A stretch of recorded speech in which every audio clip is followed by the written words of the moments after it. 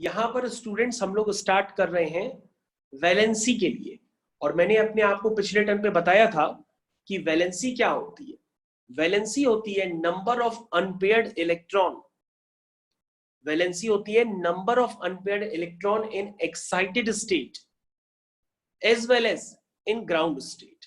मैंने आपको बताया था जो अनपेयर्ड इलेक्ट्रॉन एक्साइटेड स्टेट में होंगे वही वैलेंसी होती है, और यदि अनपेयर्ड इलेक्ट्रॉन यानी एक्साइटेड स्टेट नहीं बन पा रही है तो जो ग्राउंड स्टेट में अनपेयर्ड इलेक्ट्रॉन होंगे उसी को ही वैलेंसी मान लिया जाता है। तो आप यहां पे ध्यान से देखिए, कार्बन के पास एक्साइटेड स्टेट में कितने नंबर ऑफ अनपेयर्ड इलेक्ट्रॉन है। कार्बन के पास एक्साइटेड स्टेट में नंबर ऑफ इलेक्ट्रॉन यहां पर 4 है, इसलिए कार्बन की वैलेंसी क्या होती है 4। इसलिए कार्बन क्या करता है, अपने चारों तरफ 4 बॉन्ड बनाता है, और इसका क्या नाम होता है, इसका नाम होता है मीथेन। अब आज आपके लिए यहां पर एक नई बात है, वो नई बात भी सुन लीजिए। आपने देखा ग्राउंड स्टेट में कार्बन के पास कितने नंबर ऑफ अनपेयर्ड इलेक्ट्रॉन है, 2 हैं। तो आपने क्या कार्बन की वैलेंसी 2 देखी है कभी? नहीं देखी है। लेकिन आज देखिए, कार्बन की वैलेंसी 2 भी होती है, और जब कार्बन अपनी 2 वैलेंसी के साथ एक कंपाउंड बनाता है तो इसका नाम होता है कार्बीन। ध्यान दीजिए, ये आपके लिए एकदम नया है। कार्बन की जब वैलेंसी 2 होती है तो वो क्या बनाता है, कार्बीन बनाता है। कार्बन की वैलेंसी 2 भी होती है। ये है पूरी तरीके से कार्बीन का स्ट्रक्चर। ध्यान दीजिए, ये आपने पहली बार देखा। आपने वैलेंसी की डेफिनेशन पढ़ी कि वैलेंसी होती है number of unpaired electron in excited state as well as in ground state. अगर एक्साइटेड स्टेट पॉसिबल नहीं है तो जो ग्राउंड स्टेट में नंबर ऑफ अनपेयर्ड इलेक्ट्रॉन होंगे वही उसकी वैलेंसी बन जाएगी। तो यहां कार्बन की वैलेंसी 4 तो सभी लोग जानते हैं, लेकिन 2 वैलेंसी को आप लोगों ने पहली बार देखा, और इस कंपाउंड का नाम होता है कार्बीन, जिसमें कार्बन के पास एक लोन पेयर होता है। लोन पेयर का मतलब मैंने आपको क्लियर किया था कि लोन पेयर का मतलब 2 इलेक्ट्रॉन्स होते हैं। 2 इलेक्ट्रॉन्स को एक लोन पेयर भी कहा जाता है। तो अब हम लोग इसके आगे कंटिन्यू करते हैं, और अब हम आपसे पूछते हैं, मैंने आपको बताया था कि C+ की वैलेंसी क्या होती है, ये मैंने रटवाया था कि C+ की वैलेंसी कितनी होती है 3। C- की भी वैलेंसी हमने आपको बताया था, कितनी होती है, कोई बता सकता है? मैंने आपको C- की वैलेंसी कितनी बताई थी? मैंने आपको C- और C+ दोनों की वैलेंसी 3 और 3 बताई थी। क्यों होती है जान लीजिए, मैं अभी आपको दिखा रहा हूं। N+ की कोई वैलेंसी बता सकता है?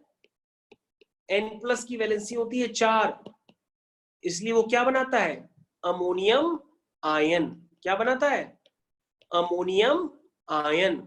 देखिए अमोनियम आयन में N की वैलेंसी कितनी होती है, N+ की 4 होती है, तभी वो क्या बनाता है, अमोनियम आयन बनाता है। तो ये बात आपको ध्यान देनी होगी।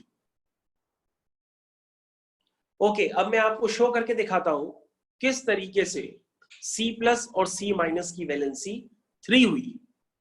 जब C के ऊपर प्लस चार्ज होता है तो उसको हम लोग कार्बोकैटायन के नाम से जानते हैं, और C के ऊपर माइनस चार्ज होता है तो उसको हम लोग कार्बो एनायन के नाम से जानते हैं। तो यानी C के ऊपर प्लस चार्ज है तो कार्बोकैटायन, C के ऊपर माइनस चार्ज है तो कार्बो एनायन। ठीक है, हम लोग इसको कंटिन्यू करते हैं और C+ के बारे में देखते हैं कि C+ की वैलेंसी 3 क्यों हुई। ओके, तो ये है आपके सामने C+। तो कार्बन में कितने इलेक्ट्रॉन होते हैं, जो उसका एटॉमिक नंबर होता है, यानी कि 6। प्लस चार्ज आने से उसके पास एक इलेक्ट्रॉन कम हो जाएगा। अब इलेक्ट्रॉन कितने हो जाएंगे, 6 इलेक्ट्रॉन से 5 इलेक्ट्रॉन हो जाएंगे, क्योंकि प्लस चार्ज आने से एक इलेक्ट्रॉन कम हो जाता है। तो अब यहां कितने लिखेंगे आप, 5। चलिए 5 इलेक्ट्रॉन भरिए, 1s2, 2s2, 2p1। सबसे पहले आप ग्राउंड स्टेट बनाइए। ये आपकी ग्राउंड स्टेट। ग्राउंड स्टेट में देखिए 2s में कितने इलेक्ट्रॉन है, 2p में कितने इलेक्ट्रॉन है। ध्यान दीजिए 2s में 2 इलेक्ट्रॉन है, 2p में 1 इलेक्ट्रॉन है। एक्साइटेड स्टेट देखिए, एक्साइटेड स्टेट में आपको क्या देखने के लिए मिला कि ये इलेक्ट्रॉन 2s वाला जंप करके 2p में चला जाता है। तो ये इलेक्ट्रॉन जंप करके आपका 2p में चला गया, क्योंकि पेयर्ड इलेक्ट्रॉन अनपेयर्ड होते हैं। लेकिन मैंने बताया था 2p वाला कभी 3s में जंप नहीं करता है। क्यों नहीं करता है? क्योंकि 2p और 3s के बीच में एनर्जी डिफरेंस ज्यादा होता है। इसलिए 2s वाला इलेक्ट्रॉन 2p में कर सकता है, 2s वाला 3s में नहीं करेगा, क्योंकि एनर्जी डिफरेंस ज्यादा होता है। 3s वाला 3p में कर सकता है, 3p वाला 3d में कर सकता है, 3s वाला 3d में कर सकता है, लेकिन 3s वाला 4s में जंप नहीं करेगा, क्योंकि एनर्जी डिफरेंस ज्यादा होता है। ओके, अब आप ध्यान दीजिए, ये 2s है, ये 2p है। एक्साइटेड स्टेट में देखिए कितने नंबर ऑफ अनपेयर्ड इलेक्ट्रॉन है C+ के पास। ध्यान दो, एक्साइटेड स्टेट में देखो कि C+ के पास कितने नंबर ऑफ अनपेयर्ड इलेक्ट्रॉन है, 3।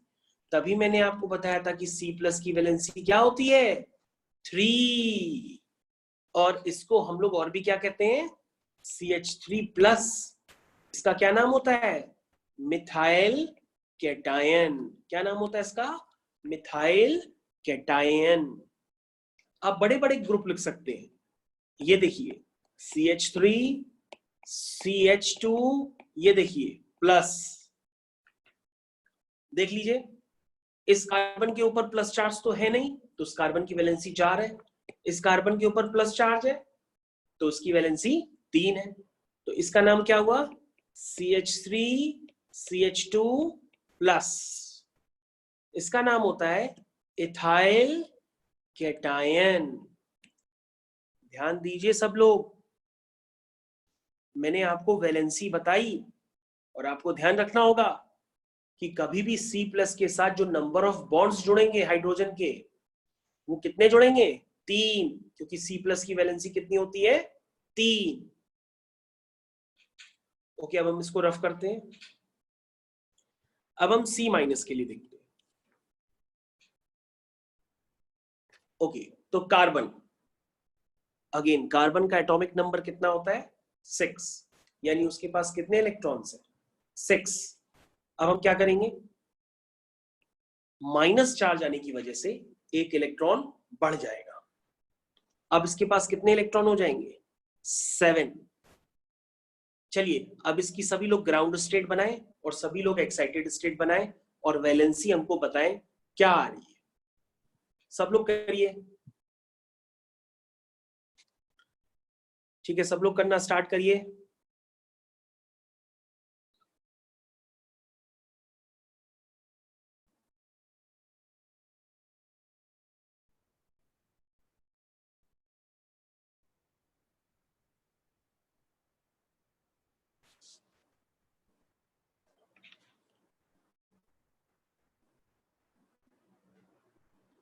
ठीक है, अब सब लोग ने कर लिया होगा। तो जब आपने कर लिया होगा तो C- की वैलेंसी मैंने आपको ऑलरेडी बताई थी कि C- की वैलेंसी कितनी होती है, 3। तो C- की वैलेंसी आपकी 3 ही निकल के आएगी। अब आप समझ गए होंगे।